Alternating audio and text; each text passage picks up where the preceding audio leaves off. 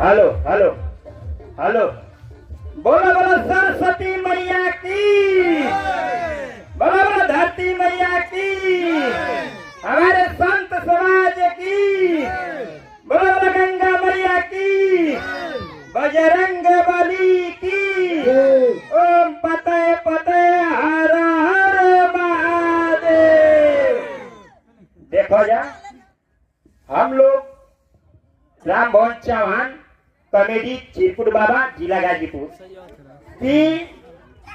बढ़ईपुर की धरती से बढ़ईपुर बड़कापुरा राम भवन चौहान की हमन को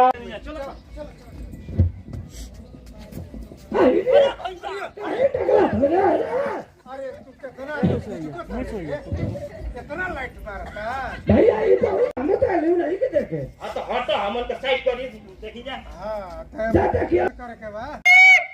उल्टा तो का नरम में नहीं चला सरस्वती माई का पूजा करे के रे मोनी चली चलो नदिया के ले परवा के चलो चलो होता तो चलो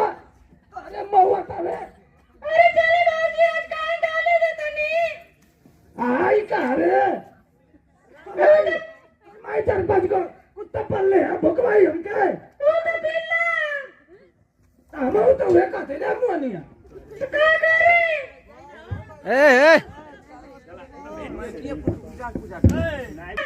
बाबा को देखा के जे बोल ये बोली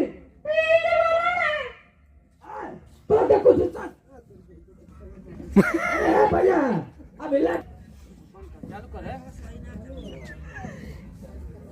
आई मैं कहो मैं रुक रुक के आवाज आता साथ में पटक दे के हो गई दे रहो दे बारी बारी हां ना तो देखा था यही में साला लगा था कुछ गीता का फेंका था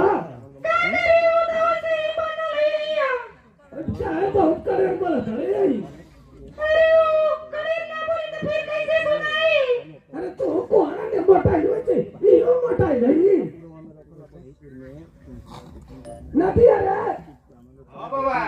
जाय सर पूरा यति में मिले के तला करे बोला थे ने